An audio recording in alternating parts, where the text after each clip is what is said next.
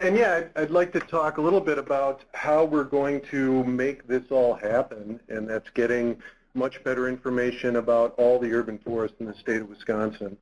And I just want to touch on, Dick touched on this a little earlier, but our goal as a program really is to manage an urban canopy in a sustainable manner that provides a full array of benefits for the people of Wisconsin.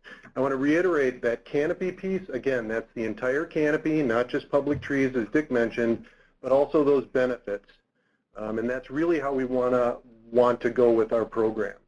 We see our niche as being the data managers and analysts to help provide information to inform our partners, and those could be municipal partners, they could be regional planning commissions, they could be urban foresters, to help make better management decisions to increase those benefits and the canopy with that.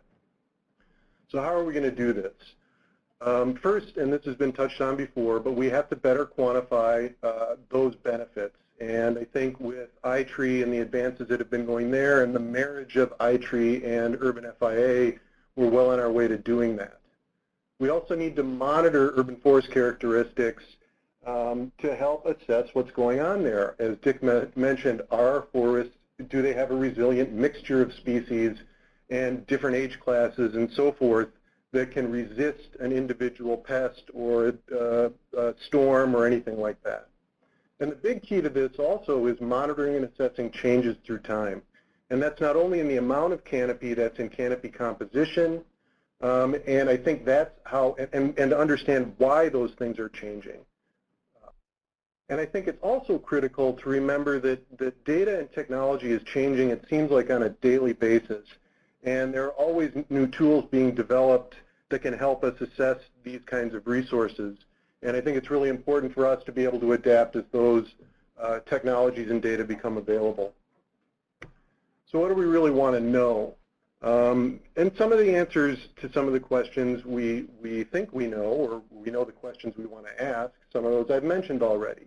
You know, what is the canopy cover? What is the urban forest canopy cover, and how does it change over time?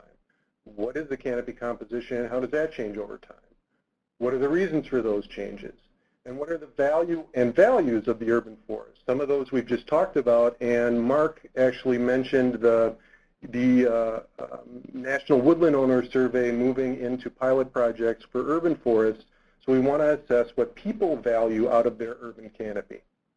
And then lastly, kind of selfishly, we want to know if our urban forestry program is effective, to have metrics to be able to say, are we maintaining or expanding urban forest canopy throughout the state? And just as an example of some of the information we can get out of this, this shows just mortality in ash species across a couple of different time periods. The blue on the left being from 2004 to 2008, and the red from 2009 to 2013.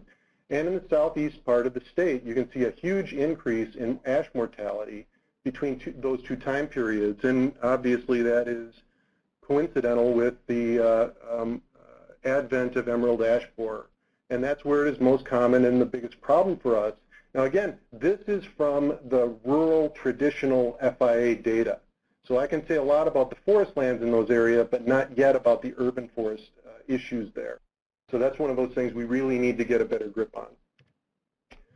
So some of the questions we don't already know, and that's what our clientele really wants out of this data. Are traditional timber value and volume estimations important with increasing urban wood utilization? Are there applications in the wildland-urban interface for this data? So where we have fire issues where urban and rural meet, can we help allocate resources or assess risk there? Can this be used as early pest and disease detection? And we're not sure of all these. We think we know that the people might want to know that, but we're actually actively soliciting input from all of our partners to find out what is the most important stuff. So how are we going to get to all this?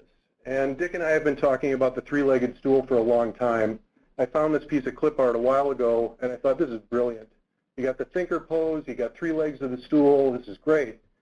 Well, if you look closely, you'll notice there's a shadow for a fourth leg of the stool. And actually that fits into our model quite nicely, which I'll get to in a moment. So the first leg is what we've been talking about, and that's the Urban FIA. And that plot-based continuous inventory across all ownerships really helps us assess the compositional makeup and the changes over time due to the remeasurement of the plots. So as Mark mentioned, we did our first measurements in Madison and Milwaukee this year, and we're expanding next year to measure all of census urban in the entire state.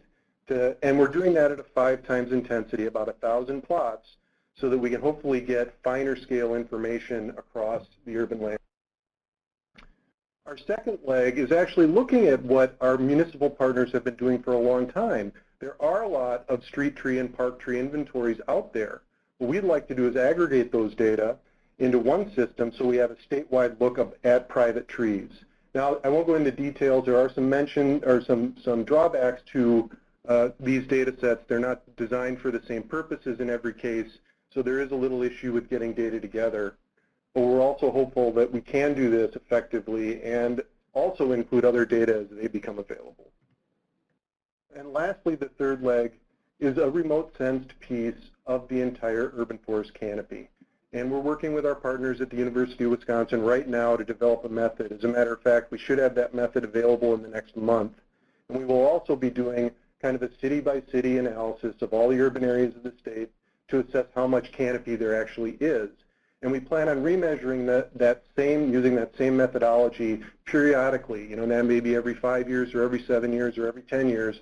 We haven't figured that part out yet, but we need to have this be a repeatable process. And the fourth leg, we don't know, again, I talked about adapting to new technologies and new data as they become available. One of the things that we've been tossing around and are fairly certain that we want to do something with this is actually crowdsourced citizen science-based data.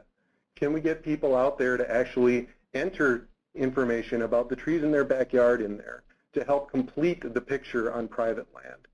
Now, we're hopeful we can get some good data out of this. But all told, with these 3 pieces, Urban FIA being a core piece, the data aggregation, the canopy tool, and whatever's next, we hope to be able to assess our entire urban forest and urban forest canopy and changes over time.